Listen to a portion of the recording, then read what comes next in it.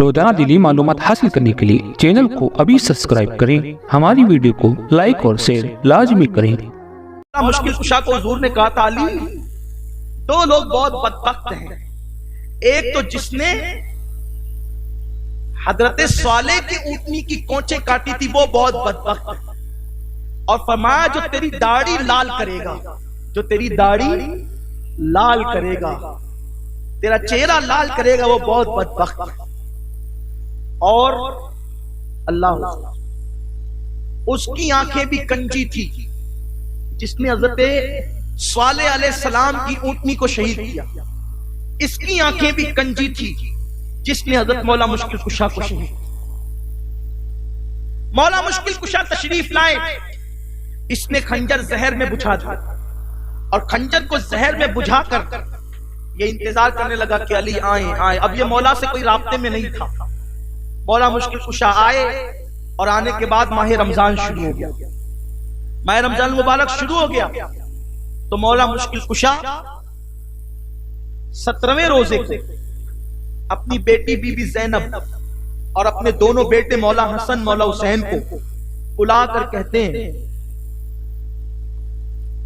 کہ اب میرا آخری وقت آ گیا، اب میں دنیا سے جانے والا ہوں، میری قوم نے مجھے بہت ستایا ہے، میں دنیا سے جانے والا ہوں۔ دونوں شہزادوں نے اور شہزادی نے کہا آپ کی طبیعت تو اچھی بھلی ہے، آپ ایسا کیوں کہتے ہیں کہ میرا وقت آ گیا جائے۔ اس وقت تو بہت باتیں ہوئی، بہت باتیں، اس میں سے ایک بات میں نے کربلا کے عنوان میں بیان کر دی تھی کہ مولا علی سیدہ زینب کے ہاتھ یہ کلائیاں چومتے تھے، یہ ہاتھ نہیں چومتے تھے، کلائیاں چومتے تھے۔ سیدہ زینب پوچھتی تھی بچپن سے بابا نبی اپنی بیٹی کی پیشانی اور ہاتھ چومتے تھے، اگر بیٹی کے چومنا ہی ہے تو آپ پیشانی چوم لے یا ہاتھ چوم لے، کلائیاں کیوں چومتے ہیں؟ تو مولا مشکل کشا نے کہا کہ بیٹی رہنے دو، اس کو رہنے دو، مت پوچھو اسے۔ اور منبر پہ کہتے تھے جو پوچھنا ہے پوچھ لو، میں ہر سوال کا جواب دوں گا، لیکن زینب کا سوال ایسا تھا کہ اس سوال کا جواب مولا مشکل کشا نے پوری زندگی نہیں دی۔ یہ نہیں کہ معلوم نہیں تھا، معلوم تھا، لیکن مولا مشکل کشا جانتے تھے کہ ابھی نہیں بتانا۔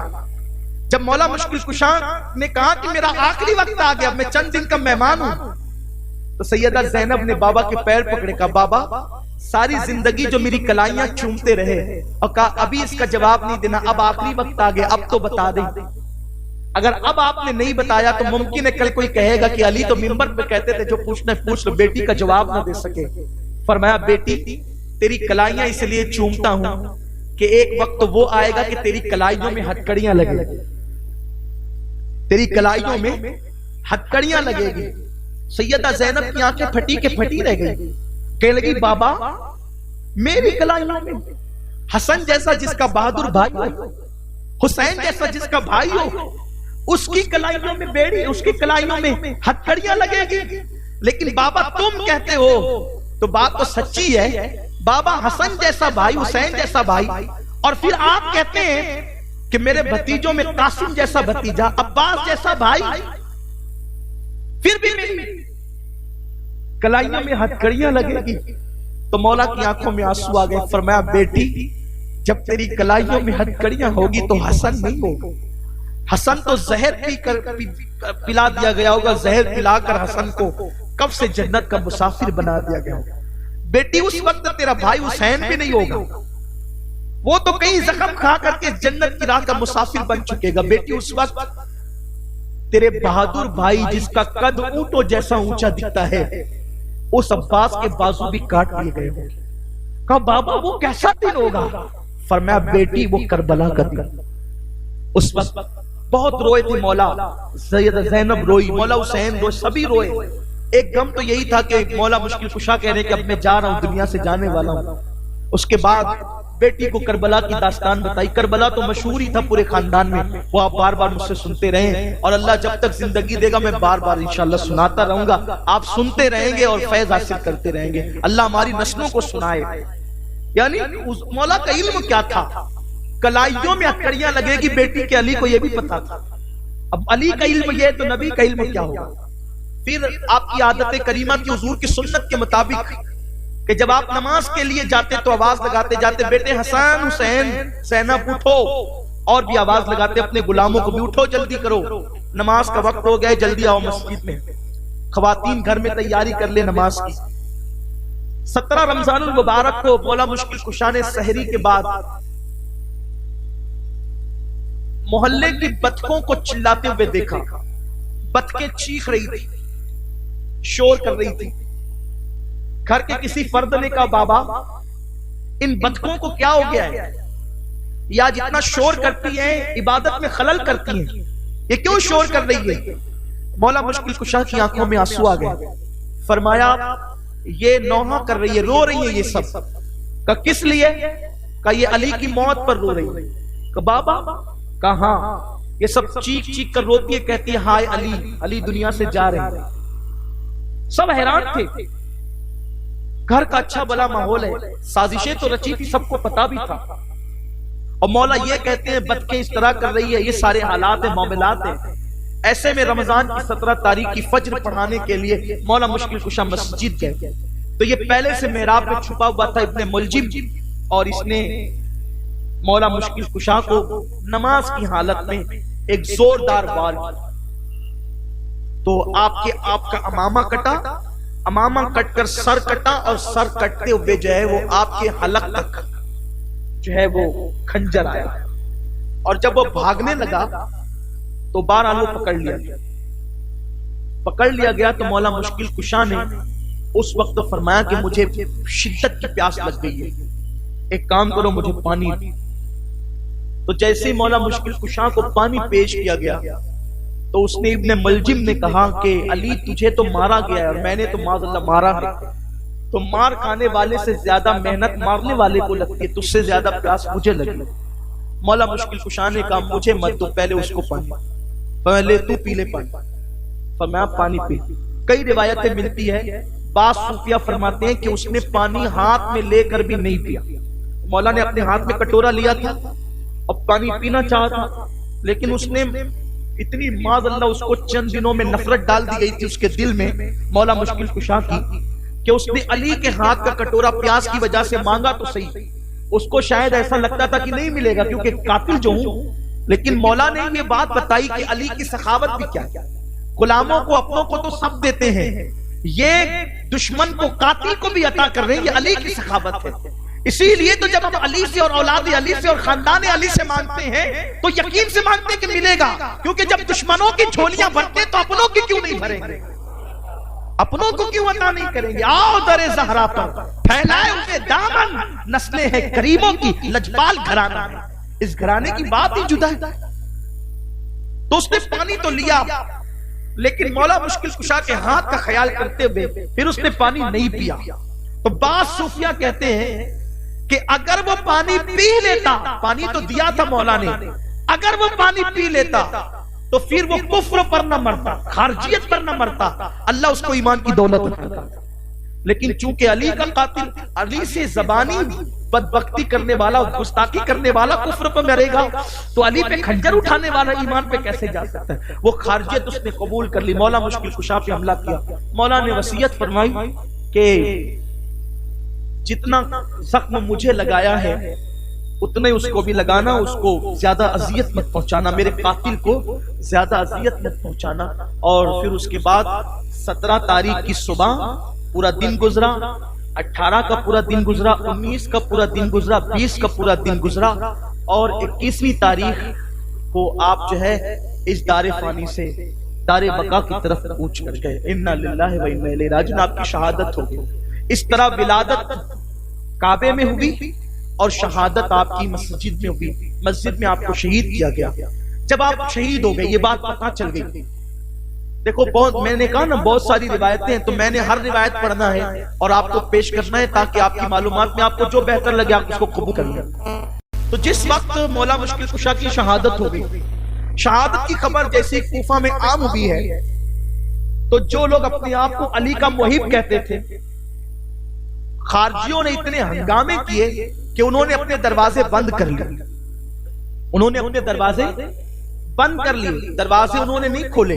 ایک تو خارجیوں کے ہنگامے تھے اور محبت علی کے دعوے کے باوجود بھی کوفہ والوں کے دروازے، کوفہ والوں کی بات ہی کوفہ والوں کی ہے، دروازے بند کر لیے. خارجیوں کے ہنگامے تھے، کوئی جنازے میں شریک نہ ہو. تو مولا مشکل کشا کے جنازے میں کل 3 لوگ تھے. مولا مشکل کشا کے جنازے میں کل 3 لوگ تھے. امام حسن، امام حسین اور ایک امام حسین کا غلام قیس، 3 لوگ. امام حسن نے نماز جنازہ پڑھائی اور نماز جنازہ 2 مقتدی پیچھے لگے.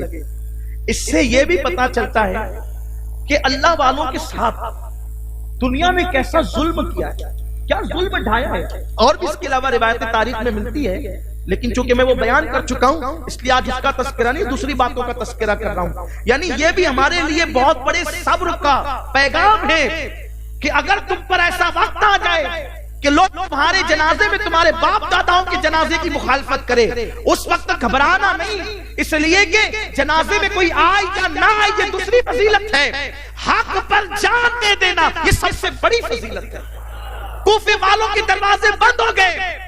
مولا مشکل کشا کے دونوں بیٹوں نے اور ایک غلام نے مل کر جنازہ پڑھا اور اس کے بعد دونوں بھائیوں نے مشورہ کیا، مولا حسن اور مولا حسین نے، کہ اگر ہم نے کوفہ میں بابا کو دفن کیا تو اتنی شرارت خارجیوں کی، کہیں یہ لاش نکال کر کے اس کی بے حرمتی نہ کریں. یہ لاش صرف سمجھانے کے لیے کہہ رہا ہوں تاکہ بچے بھی سمجھ جائیں. جسد مبارکہ آپ کا وجود ناز نکال کر کوئی ظلم نہ کرے. تو پتہ ہے یہ مشورہ بھی کیا، لیکن یہ بھی روایتیں بعض صوفیہ بیان کرتے ہیں کہ مولا مشکل کشا نے جاتے جاتے فرمایا تھا کہ مجھے کوفہ میں دفن مت کرنا، بہت ممکن ہے خارجی میرے جسم کے ساتھ بے حرمتی کریں گے. تو ایک کام کرنا، کوفے سے باہر نکلنا، اور کوفے سے باہر نکلو گے تو وہ فلاں جنگل آئے گا، اور اس جنگل میں جب جاؤ گے تو وہاں پر ایک سفید رنگ کا پتھر دکھے گا. وہ پتھر ہٹاؤ گے تو وہاں پر ایک قبر آپ کو کھدی ہوئی پہلے سے ملے گی، آپ کو قبر تیار ملے گی، اسی میں مجھے قبر کے سپرد کر دینا. مولا مشکل کشا کی وصیت تھی اور حالات بھی ایسے تھے. اس کا مطلب یہ ہے کہ اگر انسان حق کا علم لے کر کے نکلے تو اس پہ ایسا وقت بھی آ سکتا ہے کہ اس کے کندھے کو جنازہ دینے والا چوتھا بھی نہ ملے. یہ علی مرتضیٰ کی عظیمت والی زندگی پیغام دے رہی ہے. بہرحال میں تو یہ کہتا ہوں وہاں بھی تو 3 پہ کندھا دینے والے، مگر حسین نے بتا دیا یہاں تو کوئی کندھا دینے والا بھی نہیں ہے. اتنی مشکلات آ جائے دین کے لیے تو بھی ڈٹے رہو. ان الذین قالوا ربنا اللہ ثم استقاموا تتنزل علیہم الملائکہ. بعض صوفیہ کہتے ہیں، عارفین کہتے ہیں کہ جب علی کا جنازہ رات کی تاریکی میں چپکے سے چلا تو ایک کاندھا دینے والے حسن تھے، دوسرا کاندھا دینے والے حسین تھے، تیسرا کاندھا قیس دینے والے تھے، اور چوتھے کے لیے اللہ نے فرشتے کو نازل کیا. مولا علی کا جنازہ چلا، مبارک جنازہ، اور وہ قبر پہلے سے کھدی ہوئی تھی. اس قبر کے متعلق میں نے بعض علماء سے سنا ہے، بعض علماء سے میں نے سنا ہے کہ ایک دن طوفان نوح کے بعد نوح علیہ السلام اپنے ہاتھ سے قبر کھودتے تھے، گڑا کھودتے تھے. کسی نے کہا نوح کیا کر رہے ہیں؟ کہا قبر کھودتے ہیں. عرض کیا کسی کا انتقال نہیں ہوا، انتقال سے پہلے قبر کھودی جا رہی ہے؟ تو فرمایا کہ میرے بعد ایک نبی آئے گا جو نبیوں کا سردار ہوگا، قائد المرسلین ہوگا، نبیوں کا امام، جس کے صدقے خدا نے کائنات بنائی، جو امام الانبیاء جس کے صدقے میں نبوتیں ملی. اس نبی کا ایک چچا کا بیٹا ہوگا جو ان کا داماد بھی ہوگا، اس کا نام علی ہوگا. تو میں جانے سے پہلے اس کے لیے قبر تیار کر کے جانا. یہ شان علی مرتضیٰ ہے. مولا مشکل کشا کی شان یہ ہے. تو کہا نا وہ پتھر سفید ہوگا، وہیں لے جا کر کے خارجیوں کا ہنگامہ تھا، مولا مشکل کشا کا لے کر کے گئے جسد پاک، اور تینوں نے لے جا کر کے چپکے سے خاموشی سے رات کی تاریکی میں مولا مشکل کشا کو قبر کے سپرد کیا اور زمین برابر کر دی. حالات ایسے تھے کہ زمین برابر کر دی. اس کے بعد علماء لکھتے ہیں، بیان کرتے ہیں کہ ایک طویل عرصہ بیتا، امویوں کا دور آیا. امویوں کے دور میں تو اور بھیانک وقت تھا. یزید کا جو دور تھا، اس دور پاک میں جمعہ کے منبر پہ خطبے میں مولا علی کو گالیاں دی جاتی، منبر پہ چڑھ کر مولا مشکل کشا کو گالیاں دی جاتی تھی۔ اب بتائیں تو اس دور میں تو اہل بیت خاموشی سے چپکے سے مولا مشکل کشا کی قبر پہ جاتے رہے۔ مولا حسن نے اپنی اولاد کو بتایا، مولا حسین نے اپنی اولاد کو بتایا، باہر کے کسی کو نہیں بتایا گیا۔ مولا علی کی قبر کا پتہ صرف خاندان والوں کو تھا، اوروں کو نہیں پتا تھا۔ وہ جاتے رہے، زیارتیں کرتے رہے۔ پھر امویوں کا وہ دور ختم ہوا، پھر دور آیا عباسیوں کا۔ حضرت عباس ابن عبد المطلب، حضرت عباس کے بیٹے عبداللہ، ان کی اولاد خلیفے بنے، وہی مامون رشید، ہارون رشید، منصور وغیرہ۔ ان میں سے بھی کچھ لوگوں کو دشمنی تھی مولا مشکل کشا کی اولاد سے، لیکن بعض لوگ چاہنے والے بھی تھے۔ انہی میں ایک شخص تھا، کچھ نیک تھا وہ بادشاہوں میں، اس کا نام ہارون رشید تھا۔ ہارون رشید کو شکار کا بڑا شوق تھا۔ ایک دن وہ شکار کرتے کرتے کرتے کرتے ایک جنگل میں چلا گیا۔ آگے ہرن دوڑ رہا تھا، ہرن کے پیچھے ہارون دوڑ رہا تھا۔ اچانک ہرن نے ایک منڈیر، جنگل کی منڈیر، اس منڈیر کے اس طرف چھلانگ لگائی تو چھلانگ لگا کر ہرن رک گئی، اور جیسے اس منڈیر کے اندر یعنی اس حد میں، اس جنگل کی حد میں جو دوسرا جنگل ہوتا تھا، اس جنگل کی حد میں ہارون نے قدم رکھا تو اس کے دل میں بھی خیال آیا یار بہت تھک گیا، اب کیا اس ہرن کو مارنا۔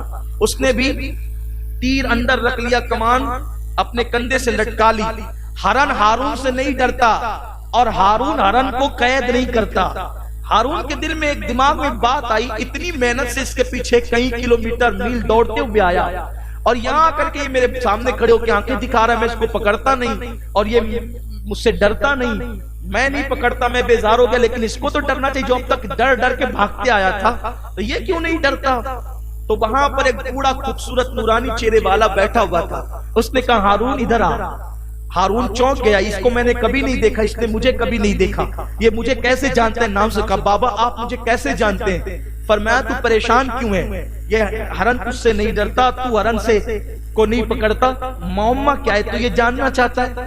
اس نے کہا ہاں بات تو میرے دل کی آپ بتاتے ہیں۔ تو فرمایا یہاں مولا علی کا مزار ہے، اس جنگل میں مولا علی کا مزار ہے، اور اس مزار کی برکت ہے کہ یہاں آ کے ہرن بھی شیر ہو جاتا ہے۔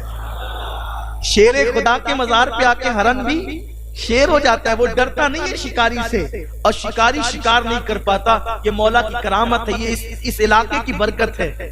تو ہارون کو تجسس ہوا، کیونکہ مولا مشکل کشا سے اس کا خاندانی رشتہ بھی تھا نا، وہ حضرت عباس کی اولاد میں سے تھا، تو گویا کہ عبد المطلب کی اولاد میں سے وہ تھا، اور مولا مشکل کشا بھی تو عبد المطلب کے پوتے تھے۔ تو ہارون نے کہا کہ وہ مزار کی آپ نشاندہی کر سکتے ہیں؟ کہا کیونکہ وہ خود سے دل کی باتیں بتا چکے تھے، تو ہارون کو ایک اعتماد سا ہو چلا تھا، تو کہا نشاندہی کر دیں گے، لیکن اس کے لیے اتنے اونٹ ذبح کر کے غریبوں میں تقسیم کرنا ہوگا، تب ہم نشاندہی کریں گے۔ تو پھر اس بزرگ نے نشاندہی کی، اور جب وہ جانے لگے تو ہارون نے پوچھا بزرگ لوگ مجھ سے پوچھیں گے کہ یہ مولا کی مزار ہے، اس کی دلیل کیا ہے؟ آپ نام تو بتا دیں تاکہ میں لوگوں کو ثبوت پیش کروں کہ نام آپ کا کیا ہے۔ تو آپ نے فرمایا کہ مجھے ابو العباس خضر کہتے ہیں، میں خضر ہوں، اور میں علی کے مزار کی زیارت کے لیے آیا ہوں۔ اور تب سے وہ مزار پھر بنائی گئی۔ میں جب پہنچا مولا کے مزار پر تو میرے ذہن میں ایک بات تھی، وہاں بھی میں نے تقریر کرتے ہوئے گئے تھے، تو وہاں لوگوں کو میں نے یہ سارے واقعات بتائے تھے، بس میں تقریر کر رہا تھا۔ تو پھر جب چونکہ پہلی بار جب ہم نے دیکھا تو میں نے سوچا علی تیری عظمتوں کو سلام، تجھے کتنا دبایا گیا کہ تیرے جنازے میں کوئی نہ آئے، تیرے جنازے پر آنے کے لیے تو روک لگائی گئی، لیکن خدا نے تیرا در کیسے آباد کیا، گنبد سونے کا، چوکھٹ سونے کی، دروازے سونے کے، پورا مزار سونے کا۔ اور اللہ کی قسم اللہ کے گھر میں کہتا ہوں، جب میں گیا تھا محرم کا مہینہ نہیں تھا، رمضان کا مہینہ نہیں تھا، 11ویں شریف کا مہینہ تھا، یعنی مولا علی کے مزار پہ آف سیزن تھا، مگر پھر بھی 2 رکعت پڑھنے کو جگہ نہیں تھی۔ تقریباً گھنٹہ 1.5 گھنٹہ میں کھڑا رہا وہاں مولا کے مزار پر، مولا سے عرض و معروض کرتے ہوئے جو مجھے کہنا تھا۔ لیکن میں نے دیکھا مجھ سے پہلے بھی لوگ کھڑے تھے، اور میرے بعد بھی لوگ کھڑے تھے، اور گھنٹوں لوگ کھڑے تھے، بیٹھنے والے بیٹھے تھے، تلاوت کے لیے بھی جگہ نہ تھی۔ اور وہ دن کون سے دن تھے؟ ابھی جنگ ختم ہونے کو صرف 2 سال یا پہلا سال تھا۔ تم حیرت ہوئی کہ جو اہل حق ہوتے ہیں، انسان مشک پہ پیرا بٹھا سکتا ہے، اس کی خوشبو پہ پیرا نہیں بٹھا سکتا۔ علی مرتضیٰ کے جنازے میں نہیں جانے دیا گیا کوفہ والوں کو، پوری دنیا کے لوگ پہنچ رہے ہیں مزار علی مرتضیٰ پہ، اور کوئی پہنچے نہ پہنچے، مولا کی شان یہ ہے، مولا وہی بیٹھے بیٹھے سب کو نواز رہے ہیں۔ یہ کیا کم ہے؟ آج سے پوچھتا ہوں، آج سے پہلے بھی نشستیں ہوئی ہے، آج سے پہلے بھی نشستیں ہوئی، صرف مولا کے نام پہ 7 سمندر بعد جب اتنا بڑا مجمع جمع ہو جاتا ہے، صرف نام کی یہ تاثیر ہے، ذات کی تاثیر کا عالم کیا ہے؟ اور وہ بھی رمضان المبارک کا مہینہ ہے، لوگ تراویح پڑھ کے تھک جاتے ہیں، پھر کھانا کھانا چاہتے ہیں، جنہیں تھکے ہوئے لوگ ہیں، اس کے باوجود بھی لوگ پورے شوق سے بیٹھتے ہیں، زندہ دلی کے ساتھ بیٹھتے ہیں۔ اس سے پتا چلا ذات علی کو کون سمجھ پائے گا؟ میں تو یہ کہتا ہوں، ارے کوئی علی کے کلندر کو نہیں سمجھ سکتا تو کوئی علی کو کیا سمجھ سکتا ہے؟ علی گھر والوں کو کوئی نہیں سمجھ سکتا تو علی کو کیا سمجھ سکتا ہے؟ کبھی زنجیر ہلتی ہے، کبھی در کانپ جاتا ہے، کبھی دیوار ہلتی ہے، کبھی در کانپ جاتا ہے، علی کا نام سن کر اب بھی خیبر کانپ